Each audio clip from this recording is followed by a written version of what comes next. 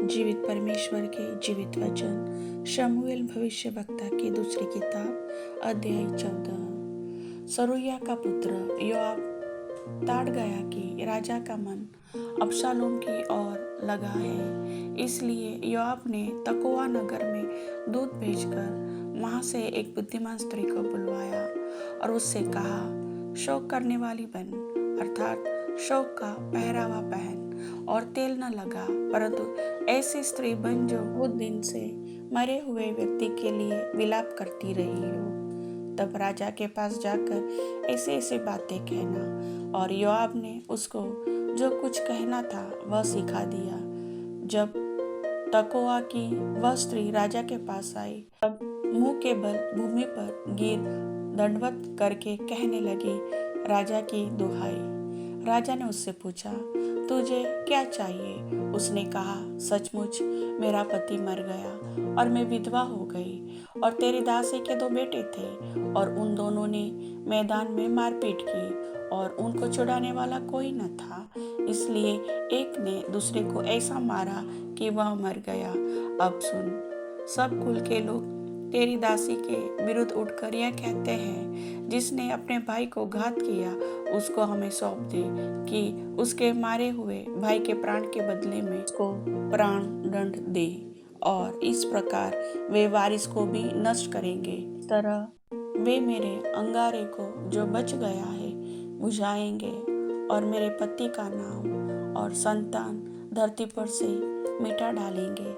राजा ने स्त्री से कहा, अपने घर जा और मैं तेरे विषय आज्ञा दूंगा। तब तकोआ की उस स्त्री ने राजा से कहा, मेरे प्रभु हे राजा, दोष मुझी को और मेरे पिता के घराने ही को लगे, और राजा अपनी गद्दी समेत निर्दोष ठहरे। राजा ने कहा, जो कोई तुझसे कुछ बोले उसको मेरे पास ला, तब वह फिर तुझे छूने न पाएगा। उसने कहा, राजा अपने परमेश्वर यहोवा को स्मरण करे कि खून का पलटा लेने वाला और नाश करने न पाए, और मेरे बेटे का नाश न होने पाए। उसने कहा, यहोवा के जीवन की शपथ, तेरे बेटे का एक बाल भी भूमि पर गिरने न पाएगा। स्त्री बोली, तेरी दासी अपने प्रभु राजा से एक बात कहने पाए। उसने कहा, कहे जा। स्त्री कहने लगी, फिर तूने परमेश्वर के प्रजा की हानि के लिए ऐसी युक्ति क्यों की है? राजा ने जो यह वचन कहा है, इससे वह दोषी सा ठहरता है, क्योंकि राजा अपने निकाले हुए को लौटा नहीं लाता। हमको तो मरना ही है, और भूमि पर गिरे हुए जल के समान ठहरेंगे, जो फिर उठाया नहीं जाता, तो भी परमेश्वर प्राण नहीं लेता, वरन ऐसी युक्ति करता है कि निकाला हुआ उसके पास से निकाला हुआ न रहे। और अब मैं जो अपने प्रभु राजा से यह बात कहने को आई हूँ, इसका कारण यह है कि लोगों ने मुझे डरा दिया था। इसलिए तेरे दासी ने सोचा, मैं राजा से बोलूंगी, कदाचित राजा अपनी दासी की विनती को पूरी करे। निसंदेह राजा सुनकर अवश्य अपनी दासी को उस मनुष्य के हाथ से बचाएगा, जो मुझे और मेरे बेटे दोनों को परमेश्वर के भाग में से नष्ट करना चाहता है। अतः तेरी दासी ने सोचा, मेरे प्रभु राजा के वचन से शांति मिले, क्योंकि मेरा प्रभु राजा परमेश्वर के किसी दूत के समान भले बुरे में भेद कर सकता है। इसलिए तेरा परमेश्वर यहोवा तेरे संग रहे। राजा ने उत्तर देकर उस स्त्री से कहा, जो बात मैं तुझसे पूछता हूँ उसे मुझसे न छिपा। स्त्री ने कहा, मेरा प्रभु राजा कहे जाए। राजा ने पूछा, इस बात में क्या योआब तेरा संगी है?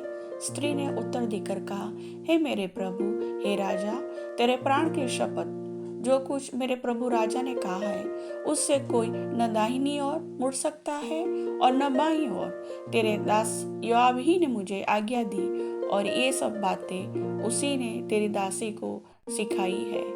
तेरे दास योआब ने यह काम इसलिए किया कि बात का रंग बदले, और मेरा प्रभु परमेश्वर के एक दूत के तुल्य बुद्धिमान है, यहाँ तक कि धरती पर जो कुछ होता है उन सब को वह जानता है। तब राजा ने योआब से कहा, सुन, मैंने यह बात मानी है, तू जाकर उस जवान अबशालोम को लौटा ला। तब योआब ने भूमि पर मुंह के बल गिर दंडवत कर राजा को आशीर्वाद दिया। और योआब कहने लगा, हे मेरे प्रभु, हे राजा, आज तेरा दास जान गया कि मुझ पर तेरी अनुग्रह की दृष्टि है, क्योंकि राजा ने अपने दास की विनती सुनी है। अतः योआब उठकर गशूर को गया और अबशालोम को यरूशलेम ले आया। तब राजा ने कहा, वह अपने घर जाकर रहे और मेरा दर्शन न पाए। तब अबशालोम अपने घर चला गया और राजा का दर्शन न पाया। समस्त इज़राइल में सुंदरता के कारण बहुत प्रशंसा योग्य अबशालोम के तुल्य और कोई न था, वरन उसमें नख से सीख तक कुछ दोष न था। वह वर्ष के अंत में अपना सिर मुंडवाता था, उसके बाल उसको भारी जान पड़ते थे, इस कारण वह उसे मुंडाता था। और जब जब वह उसे मुंडाता तब तब अपने सिर के बाल तोलकर राजा के तोल के अनुसार 200 शेकेल भर पाता था। अबशालोम के 3 बेटे और तामर नामक एक बेटी उत्पन्न हुई थी, और यह रूपवती स्त्री थी।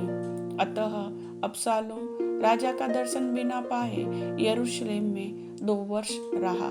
तब अबशालोम ने योआब को बुलवा भेजा कि उसे राजा के पास भेजे, परंतु योआब ने उसके पास आने से इनकार किया, और उसने उसे दूसरी बार बुलवा भेजा, परंतु तब भी उसने आने से इनकार किया।